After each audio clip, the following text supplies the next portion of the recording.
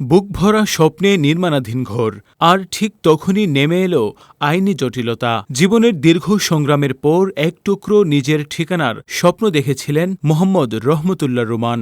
স্ত্রী সাজেদা আক্তার ইয়াসমিন এবং 2 কন্যা সন্তানকে নিয়ে বছরের পর বছর ভাড়া বাসায় বসবাস করেছেন তিনি।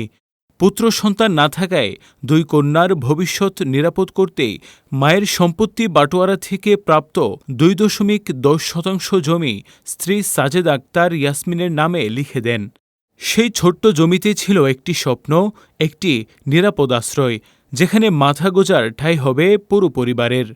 আমার আপা আমি ভালোবাসি, তাইও হ্যাঁ পুলিশ নেওয়া হ্যাঁ আমাকে বাড়ি করতে দিত না, বুঝছো?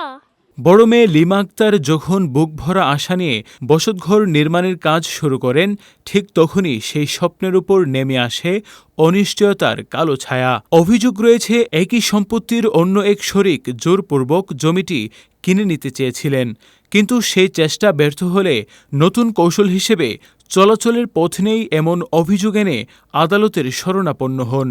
ভুক্তভোগী পরিবারের দাবি, আদালতে মিথ্যা ও বিভ্রান্তিকর তথ্য উপস্থাপন করে ওই জমির উপর ফৌজদারি কার্যবিধির ১৪৫ ধারায় আদেশ জারি করানো হয়।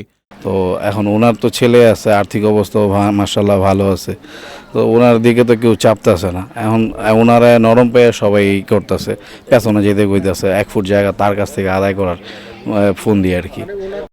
সরেজমিনে গিয়ে জানা যায়, চলাচলের জন্য নির্ধারিত জমি আগেই ছেড়ে দেওয়া হয়েছে।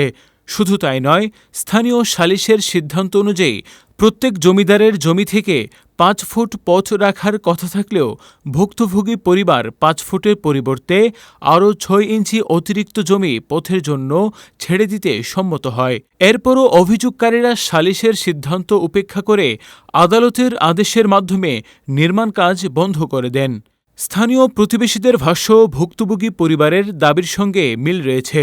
তাদের মতে, পথের সংকটই মূল বিষয় নয়, বরং কাঙ্ক্ষিত জমিটি জোরপূর্বক অধিগ্রহণ বা কম দামে কিনে নেওয়ার উদ্দেশ্য থেকেই এই ধরনের হয়রানিমূলক পদক্ষেপ নেওয়া হয়েছে। আসলে জায়গা দেওয়াটা বড় বিষয় না, তারা হয়তো এই জায়গাটা কিনতে চাইছিল, কারণ কিছুদিন আগে তার সাথে ফোনে কথাবার্তা হয়েছে, সরাসরি অফারও করছে যে জায়গাটা আমাদের কাছে বিক্রি করে দাও।